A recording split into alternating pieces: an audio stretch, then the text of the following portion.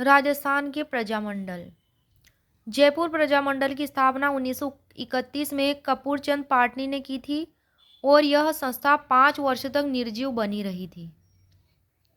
जयपुर प्रजामंडल। जयपुर राज्य में जन जागृति और राजनीतिक चेतना जगाने का सर्वप्रथम प्रयास किया था अर्जुन लाल सेठी ने। अर्जुन लाल सेठी ने 1905 में जयपुर में जैन शिक्षा प्रचारक समिति की स्थापना की थी और 1907 में वर्धमान विद्यालय की स्थापना भी की थी। किसने? अर्जुन लाल सेठी जी ने। आर्य समाज व जयपुर हितकारिणी सभा ने युवाओं में राष्ट्रीय भावना उत्पन्न की थी। किसने की थी? आर्य समाज व जयपुर हितकारिणी सभा ने। हिंदी को राजभाषा बनाने के लिए ठाकुर कल्याण सिंह व श्याम लाल वर्मा ने तथा जमनालाल बजाज ने चरखा संघ के माध्यम से जन जागृति पैदा की। चरखा संघ के माध्यम से 5 अप्रैल 1931 को जयपुर नगर में मोतीलाल दिवस मनाया गया। तो मोतीलाल दिवस कब मनाया गया? 5 अप्रैल 1931 को। और यह कौन से प्रजामंडल से संबंधित है मोतीलाल दिवस? तो जयपुर प्रजामंडल से। 1936-37 में सेठ जमनालाल बजाज व हीरालाल शास्त्री ने प्रजामंडल का पुनर्गठन किया। दोबारा गठन किया गया इसका जयपुर प्रजामंडल का 1936-37 में। किस किस के द्वारा? सेठ जमनालाल बजाज व हीरालाल शास्त्री के द्वारा। और फिर इसमें अध्यक्ष किस किस को बनाया गया? चिरंजी लाल मिश्र। और महामंत्री बनाया गया हीरालाल शास्त्री। संयुक्त मंत्री कौन थे? कपूर चंद पाटनी। तो ये व्यक्ति प्रसिद्ध व्यक्तित्व जयपुर प्रजामंडल से संबंधित हैं। जयपुर प्रजामंडल के प्रमुख सदस्य थे बाबा हरिश्चंद्र, हंस डी राय, लादूराम जोशी, टीकाराम पालीवाल, पूर्णचंद्र जैन। 8-9 मई 1938 को जमनालाल बजाज की अध्यक्षता में जयपुर प्रजामंडल का प्रथम अधिवेशन हुआ था। 16 दिसंबर 1938 को जयपुर राज्य ने जमनालाल बजाज के जयपुर प्रवेश पर रोक लगा दी थी। किस पर? जमनालाल बजाज पर। 1938 में शेखावटी किसान सभा का जयपुर प्रजामंडल में विलय हुआ। किसका? शेखावटी किसान सभा का। अवैध घोषित होने के बाद प्रजामंडल का कार्यालय आगरा स्थानांतरित कर दिया गया। जब जयपुर प्रजामंडल को अवैध घोषित किया गया तो इसका कार्यालय आगरा स्थानांतरित कर दिया गया था। 11 फरवरी 1939 को जमनालाल बजाज ने आदेश का उल्लंघन किया व जयपुर में प्रवेश किया। उन्हें गिरफ्तार कर लिया गया। जब जमनालाल बजाज वापस लौटकर जयपुर आए तो उनके लिए निकाले गए आदेश का उन्होंने उल्लंघन किया और जयपुर में वापस उनको गिरफ्तार कर लिया गया।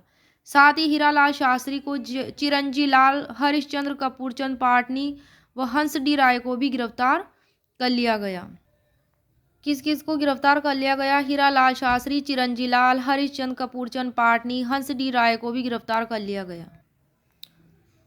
जयपुर प्रजामंडल भारत छोड़ो आंदोलन के समय 1942 में जेंटलमैन्स एग्रीमेंट हुआ था। कब हुआ था जेंटलमैन्स एग्रीमेंट? 1942 में। और यह जयपुर प्रजामंडल से संबंधित है। प्रजामंडल के अध्यक्ष उस समय थे हीरालाल शास्त्री और मिर्जा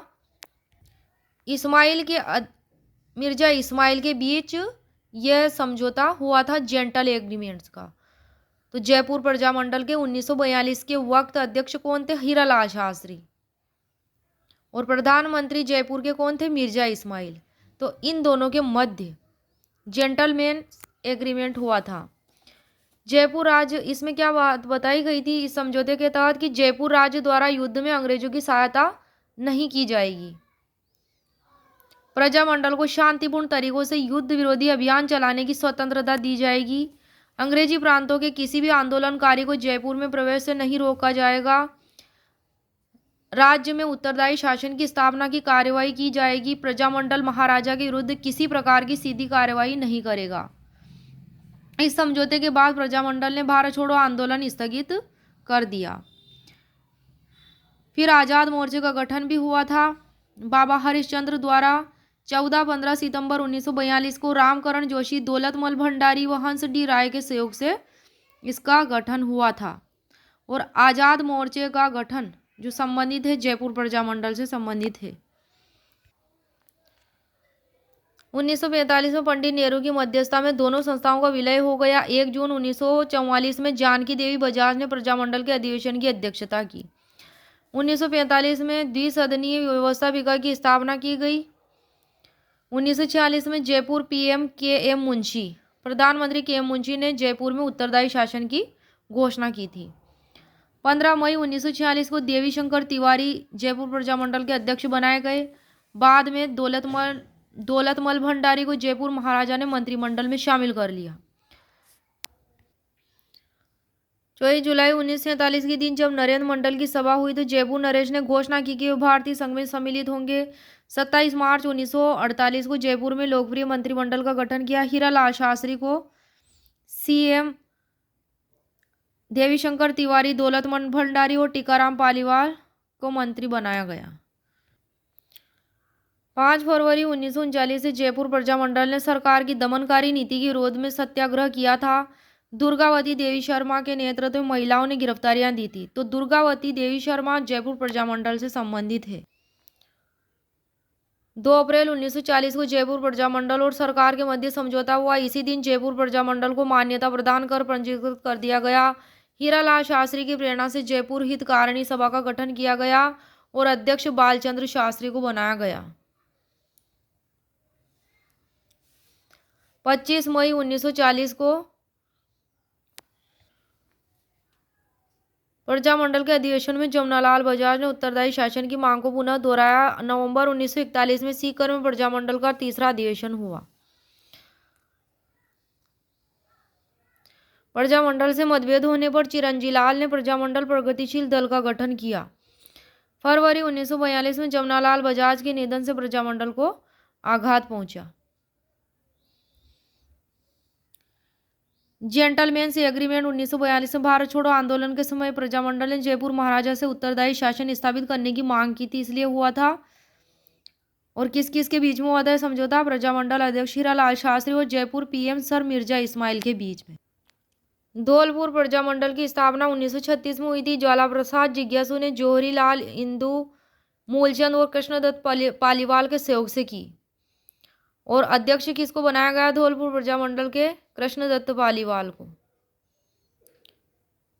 धौलपुर में जनजागृति के अग्रदूत जमुना प्रसाद शर्मा और ज्वाला प्रसाद जिज्ञासु थे।